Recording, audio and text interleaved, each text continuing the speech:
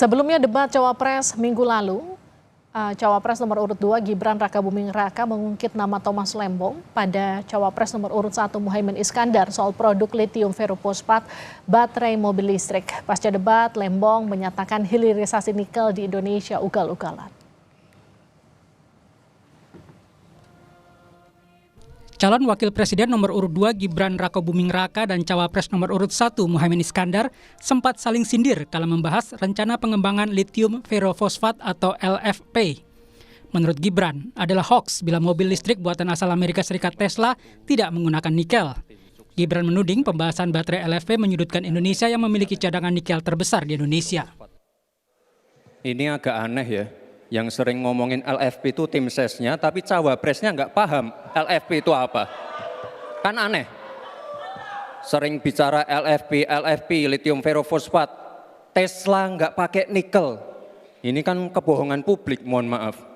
Tesla itu pakai nikel, Pak.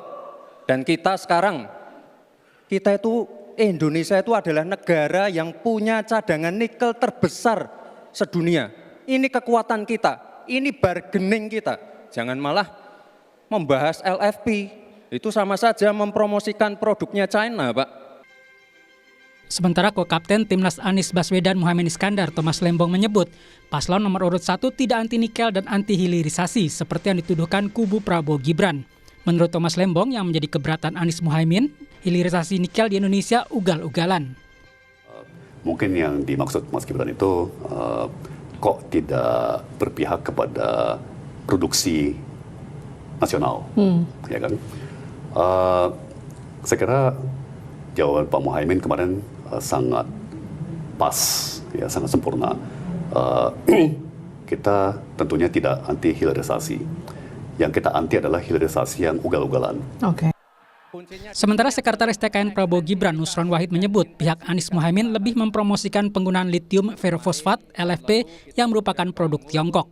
Litium ferrofosfat ini kan produk turunan baterai yang dimunculkan oleh China sebagai saingan daripada nikel. Yang sebetulnya kampanye ini adalah kampanye anti kebijakan penyetopan ekspor.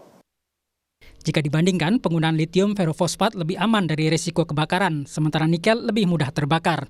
Faktor daya tahan, LFP lebih memiliki daya tahan dibanding nikel. Dilihat dari dampak lingkungan, LFP ini lebih ramah lingkungan, sementara limbah nikel merusak lingkungan. Kalau melihat biaya, LFP ini lebih hemat dibanding nikel. Pada 2022 lalu, ekspor nikel Indonesia paling besar ke Tiongkok mencapai 73,91 juta kilogram, dengan nilai ekspor mencapai 1,14 triliun rupiah. Kemudian ke Jepang sebanyak 16,9 juta kilogram dengan nilai 261,9 miliar rupiah.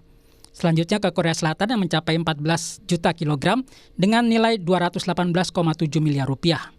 Hingga saat ini Indonesia sudah memiliki 2 smelter nikel di Banten.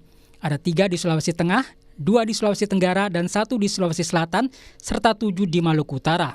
Total akan ada 116 smelter yang didirikan.